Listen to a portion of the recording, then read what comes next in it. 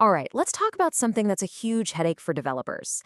How in the world do you manage these massive, constantly changing sets of data without just breaking the bank?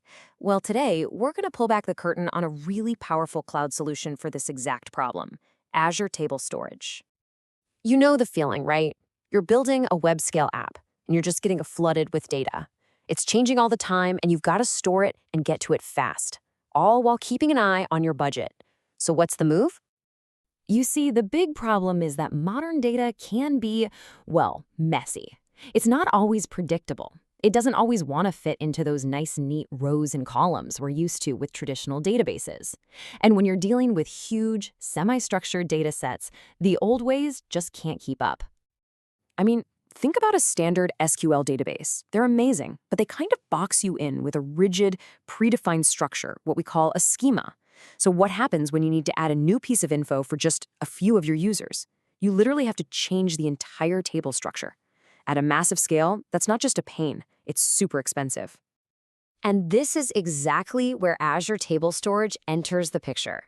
It's a service that was built from the ground up for storing these huge amounts of structured but non-relational data in a way that's just so much more efficient.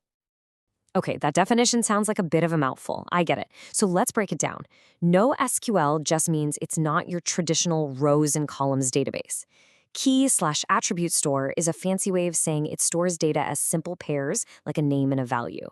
But the real magic word here is schemaless. That's the game changer. It means you can change your data on the fly as your app's needs change without all the drama. This chart nails the difference. On the left, with table storage, think of your data like a flexible cloud. It can easily change shape without a big, complicated overhaul. That's the power of being schemaless. On the right, traditional SQL is more like a rigid, heavy, and pretty expensive filing cabinet. For the right kind of data, the cost savings and the flexibility you get with table storage are just huge. So how does this whole thing actually work? Let's pop the hood and look at the core components. You'll see it's actually a really simple and kind of elegant setup. It all follows this really clear hierarchy. Way up at the top, you've got your main storage account.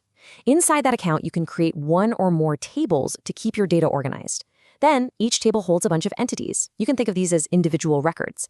And finally, each entity is made up of properties, which is your actual data, stored as key value pairs. So a table here is basically just a big container for all your stuff, like a giant folder. But here's the key part. This folder doesn't care what the items inside it look like. It doesn't enforce any schema at all, and that's where all the flexibility comes from. An entity is the individual thing you're storing. You can picture it like a single row in a regular database, or maybe a single contact card in your phone's address book. This is the basic unit of data in your table, and each one can be up to a megabyte in size. And finally, we get to properties. These are the actual bits of data, those simple name-value pairs like first name, Jane. But here's something you absolutely have to remember. Every single entity must have 3 special system properties: a partition key, a row key, and a timestamp. Those first 2 keys are the secret sauce that makes finding your data so incredibly fast and scalable. They're like a super efficient address for every piece of data. And this table right here perfectly shows what we mean by schemaless. Just look at it. The 2 entities with the partition key Smith are grouped together, which is great for performance. But now, check out the phone number column. See that? Only Jane Smith has one. John and David don't.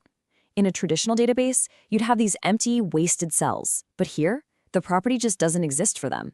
That's that amazing flexibility in action. Okay, so the theory is cool and all, but when would you actually use this? Let's get practical and look at the perfect situations where table storage is the absolute right tool for the job. This is really its sweet spot.